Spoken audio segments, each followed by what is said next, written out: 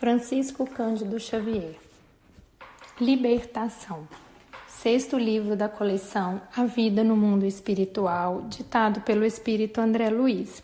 Capítulo 12, Missão de Amor. Voltando a casa, algumas horas transcorreram tocadas para nós de singular expectativa.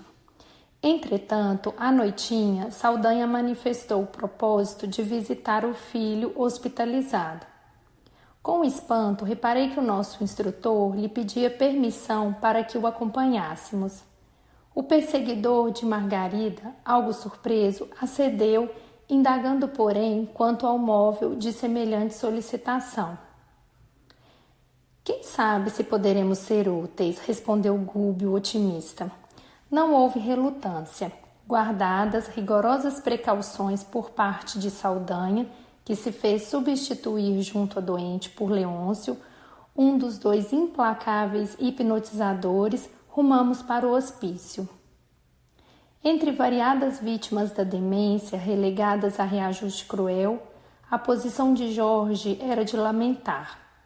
Encontramo-lo de bruços no cimento gelado de cela primitiva. Mostrava as mãos feridas coladas ao rosto imóvel. O genitor, que até ali se nos afigurava impermeável e endurecido, contemplou o filho com visível angústia nos olhos velados de pranto e elucidou com infinita amargura na voz. Está, certamente, repousando depois de crise forte. Não era, contudo, o rapaz tresloucado e abatido quem mais inspirava compaixão. Agarradas a ele, ligadas ao círculo vital que lhe era próprio, a mãezinha e a esposa desencarnadas absorviam-lhe os recursos orgânicos. Jaziam igualmente estiradas no chão, letárgicas quase, como se houvessem atravessado violento acesso de dor. Irene, a suicida, trazia a destra jungida à garganta, apresentando o quadro perfeito de quem vivia sob dolorosa aflição de envenenamento, ao passo que a genitora enlaçava o enfermo, de olhos parados nele, exibindo ambas sinais iniludíveis de atormentada introversão. Fluidos semelhantes à massa viscosa cobriam-lhe todo o cérebro, desde a extremidade da medula espinhal até os lobos frontais, acentuando-se nas zonas motoras e sensitivas. Concentradas nas forças do infeliz, como se a personalidade de Jorge representasse a única ponte de que dispunham para a comunicação com a forma de existência que vinham de abandonar, revelavam-se integralmente subjugadas pelos interesses primários da vida física. Estão loucas, informou Saldanha, na intenção evidente de ser agradável. Não me compreendem nem me reconhecem, embora me fixem. Guardam o comportamento de crianças quando fustigadas pela dor. Corações de porcelana quebrados facilmente. E franzindo o sobrecenho, transtornado agora por insofreável rancor, acentuou. Raras mulheres sabem conservar a fortaleza nas guerras de revide. Em geral, sucumbem rapidamente, vencidas pela ternura inoperante. Nosso orientador, desejando anular as vibrações de cólera no companheiro, cortou-lhe o rumo das impressões destrutivas, confirmando o pesaroso.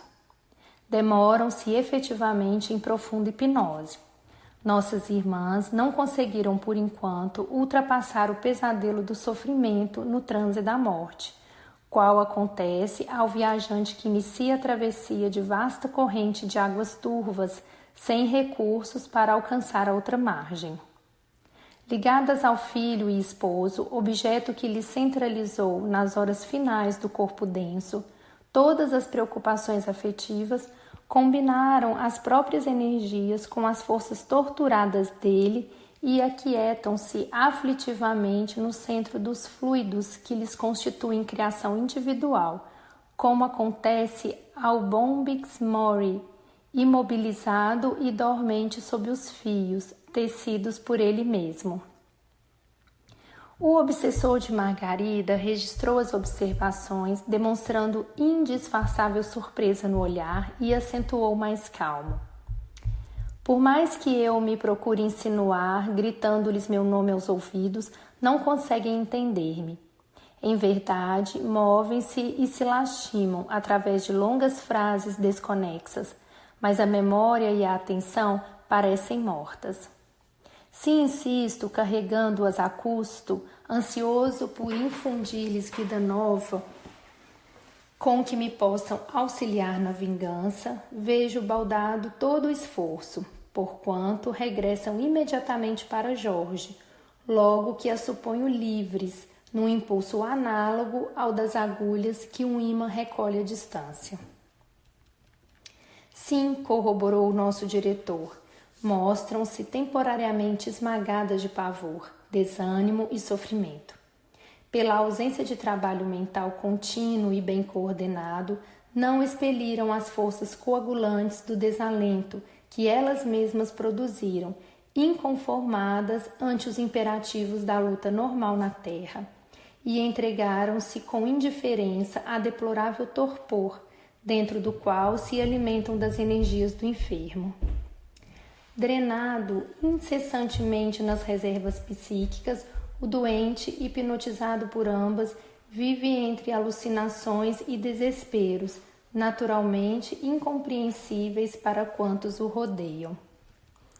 Com sincera disposição de servir, Gúbio sentou-se no piso cimentado e, num gesto de extrema bondade, acomodou no regaço paternal as cabeças das 3 personagens daquela cena comovente de dor, e, endereçando o olhar amigo ao algoz da mulher que pretendia salvar, que o observava espantadiço, indagou: Saldanha, permite-me algo fazer em benefício dos nossos?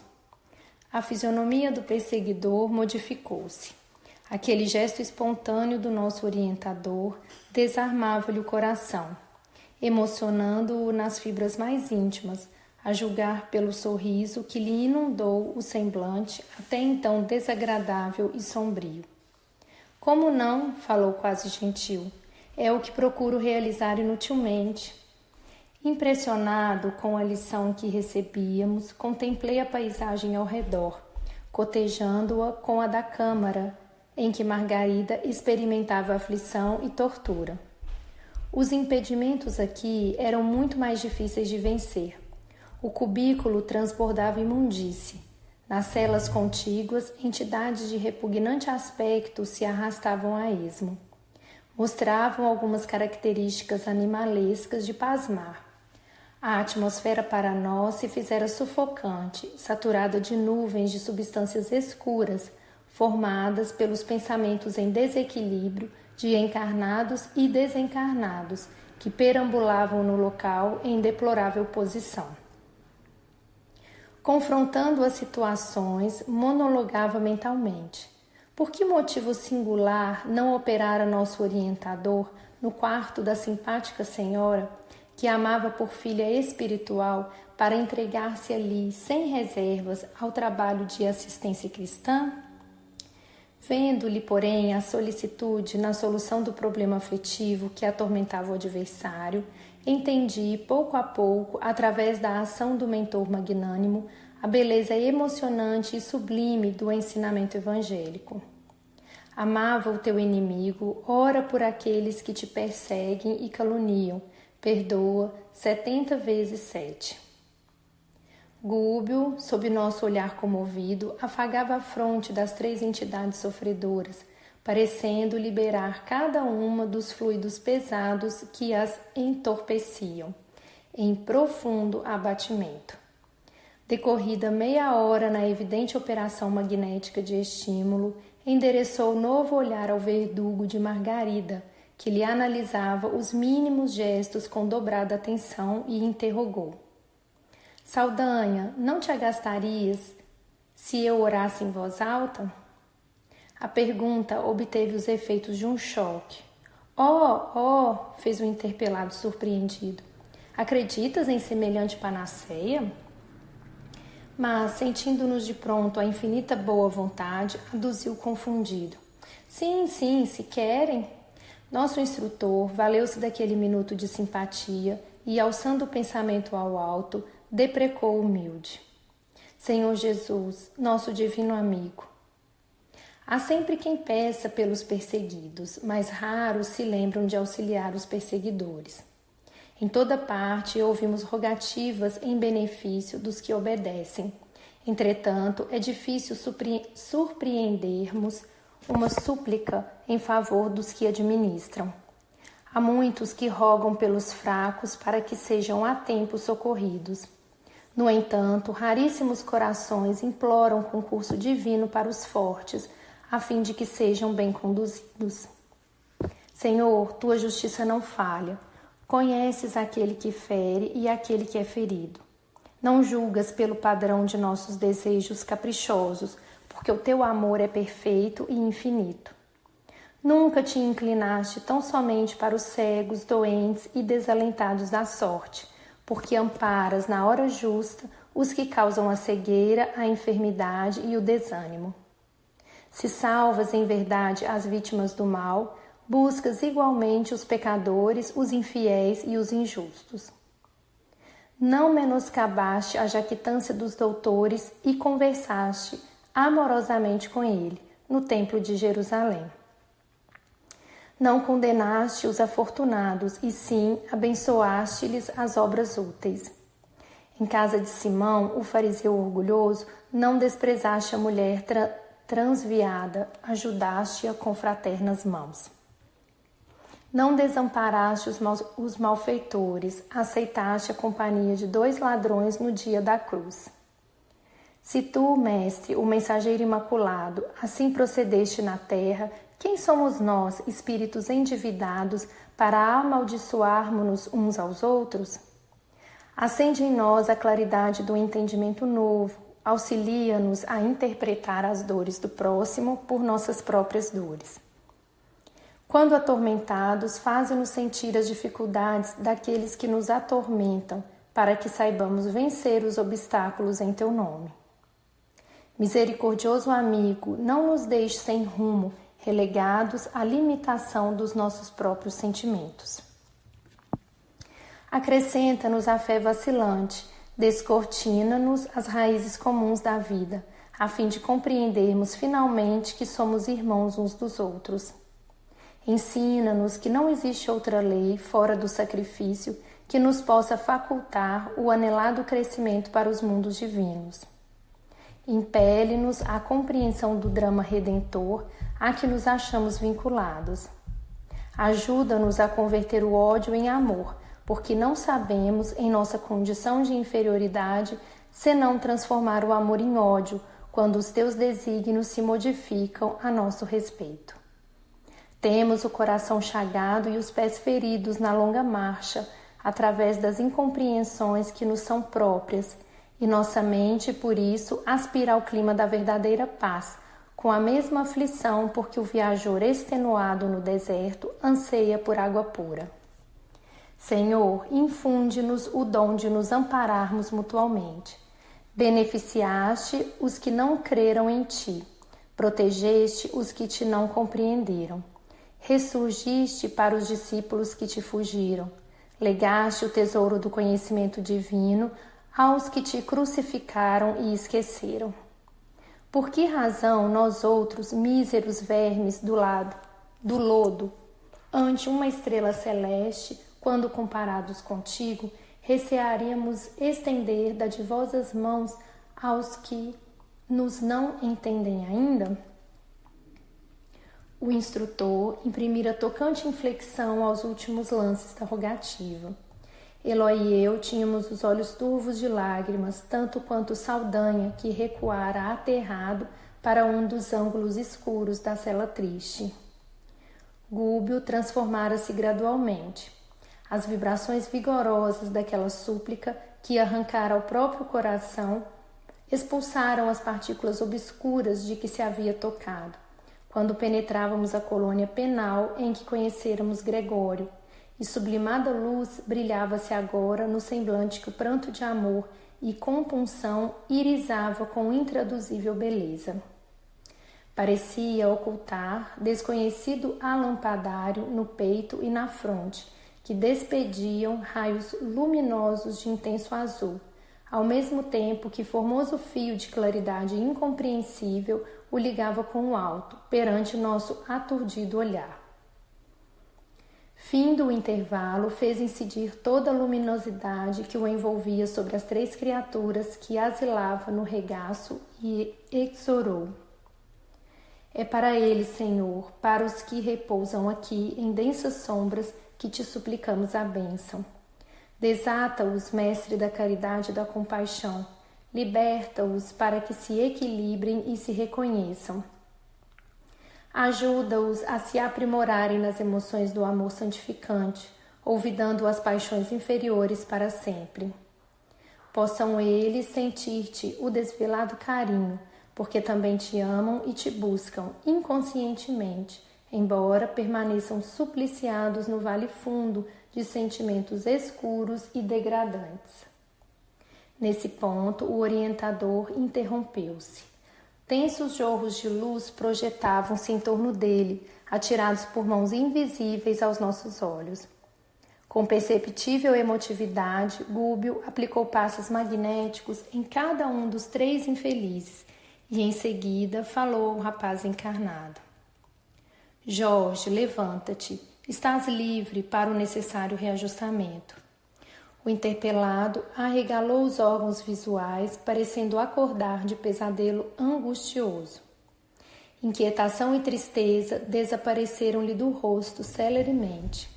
Num impulso maquinal, obedeceu à ordem recebida, erguendo-se com absoluto controle do raciocínio.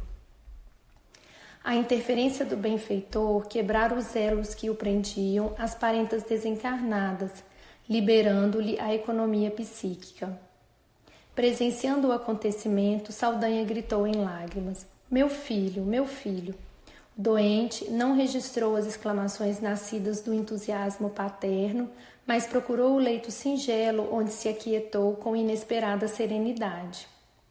Vencido nos melhores sentimentos de que era detentor, o algoz de Margarida aproximou-se do nosso dirigente com as maneiras de uma criança humilhada que reconhece a superioridade do mestre, mas antes que pudesse tomar-lhe as mãos para osculá-las, talvez, pediu-lhe Gúbio sem afetação. Saldanha, acalma-te. Nossas amigas despertarão agora. Afagou a cabeça de Iracema e a infortunada mãe de Jorge voltou a si gemendo. Onde estou? Reparando, no entanto, a presença do marido ao lado, nomeou-o por apelido carinhoso de família e bradou desvairada de emoção. Socorre-me! Onde está nosso filho? Nosso filho! Passou, logo após, para a fraseologia particular de quem reencontra um ser amado depois de ausência longa. O obsessor da doente, que nos interessava de mais perto, tangido nas fibras recônditas do ser, derramava agora abundantes lágrimas e buscava o olhar de Gúbio instintivamente, rogando-lhe sem palavras medidas salvacionistas. Em que mau sonho me demorei? Indagava a desventurada irmã, chorando compulsivamente. Que cela imunda é esta? Será verdade que já atravessamos o túmulo? E em crise de desespero acrescentava: Temo o demônio, temo o demônio. Ó Deus meu, salva-me, salva-me. Nosso instrutor dirigiu-lhe palavras encorajadoras e indicou-lhe o filho que descansava, bem ao nosso lado. Recompondo-se gradualmente, ela perguntou a Saldanha por que emudecera, faltando a palavra amorosa e confiante de outro tempo, ao que o verdugo de Margarida respondeu significativamente: Iracema, eu ainda não aprendi a ser útil, não sei confortar ninguém.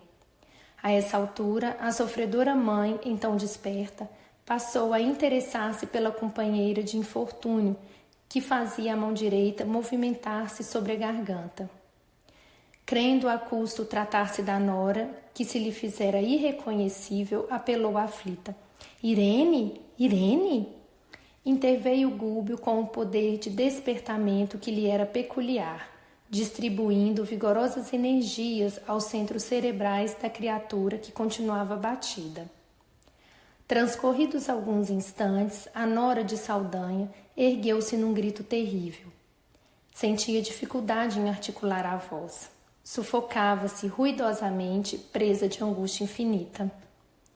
Nosso orientador vigilante segurou-lhe ambas as mãos com a destra e com a mão esquerda ministrou-lhe recursos magnético-balsâmicos sobre a glote e, sobretudo, ao longo das papilas gustativas, acalmando-a de alguma sorte. Embora despertada, a suicida não mostrava a relativa consciência de si mesma. Não guardava a menor ideia de que seu corpo físico se desfizera no túmulo. Era o tipo da sonâmbula perfeita, acordando de súbito.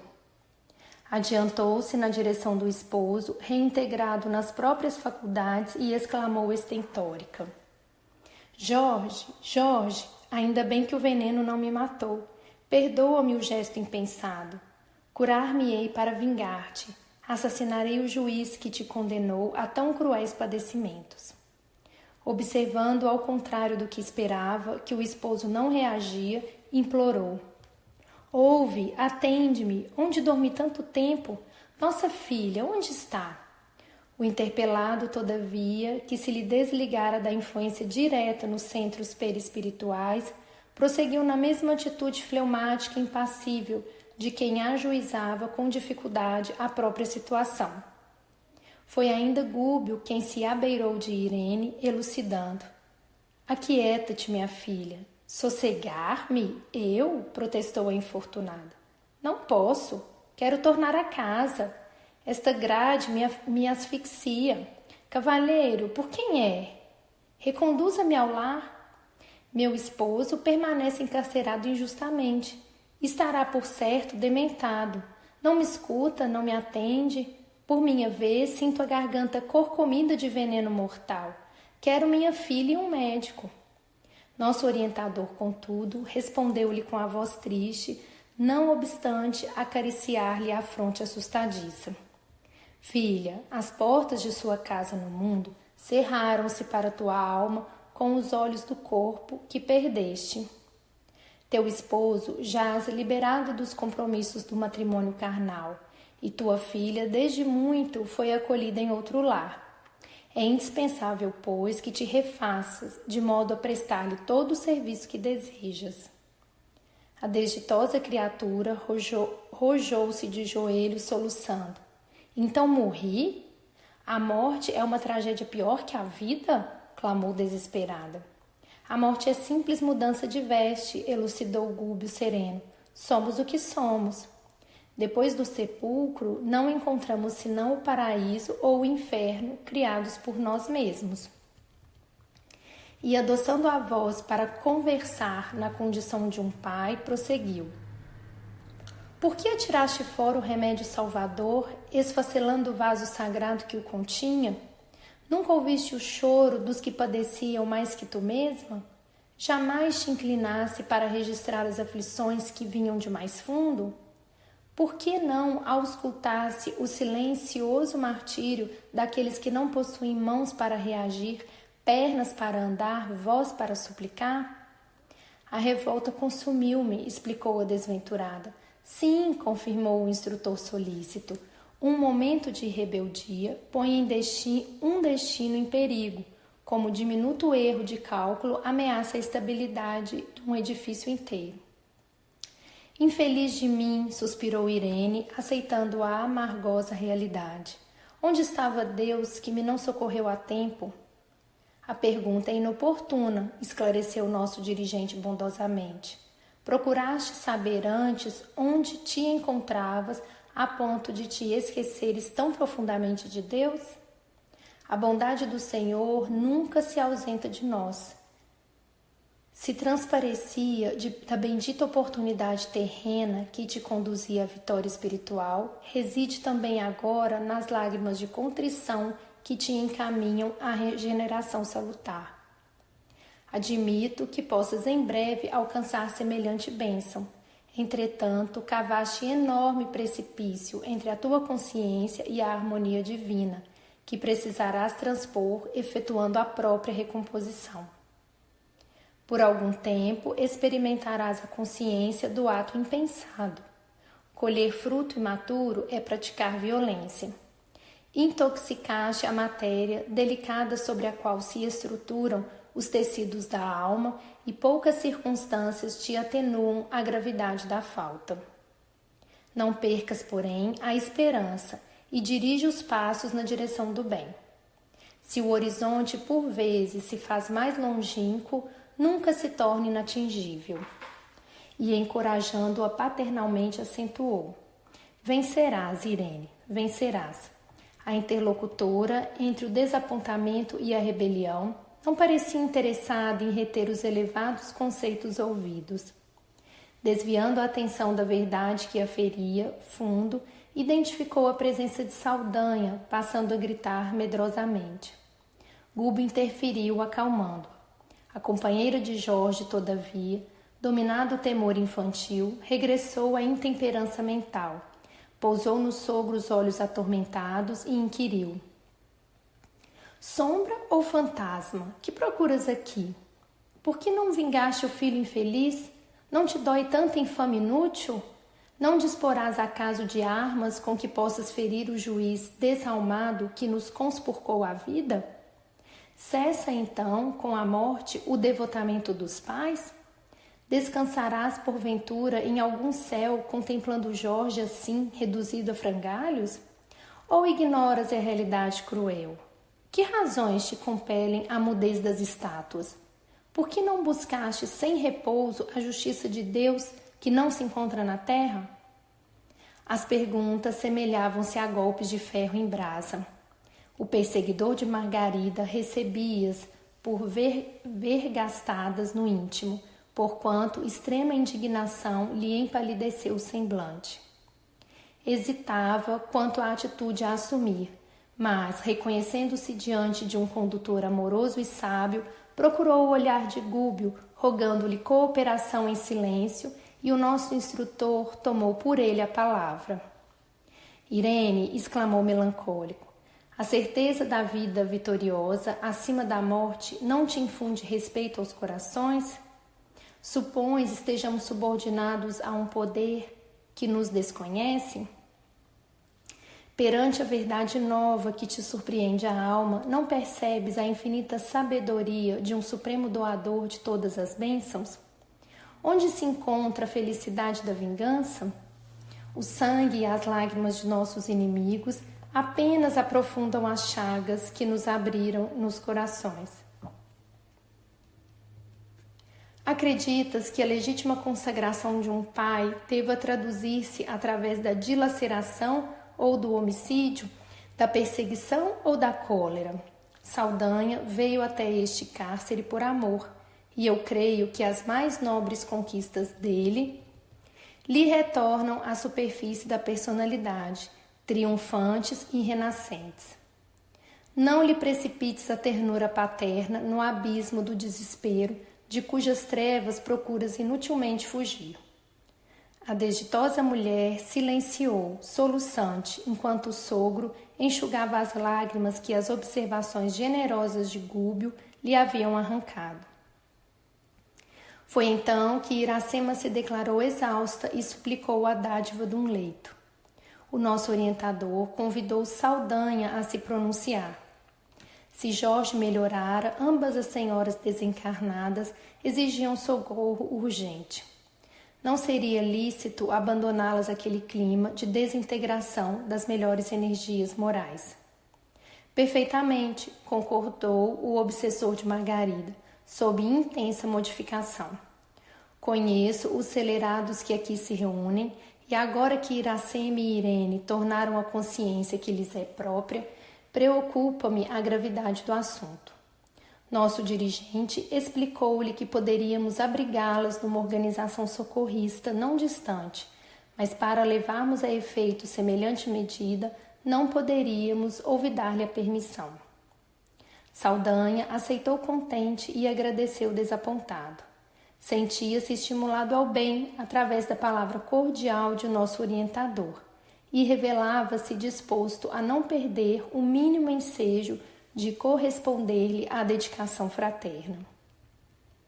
Depois de alguns minutos, ausentávamos-nos do hospício, conduzindo as irmãs enfermas a recolhimento adequado, onde Gúbio as internou com todo o prestígio de suas virtudes celestes, ante o visível espanto de Saldanha, que não sabia como exprimir-se no reconhecimento a extravasar-lhe da alma.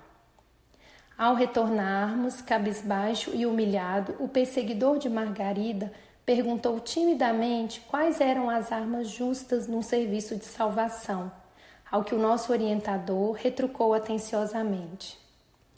Em todos os lugares, um grande amor pode socorrer o amor menor, dilatando-lhe as fronteiras e impelindo-o para o alto. E em toda parte, a grande fé, vitoriosa e sublime, pode auxiliar a fé pequenina e vacilante, arrebatando-a às culminâncias da vida. Saldanha não voltou a palavra e fizemos a maior parte do caminho em significativo silêncio.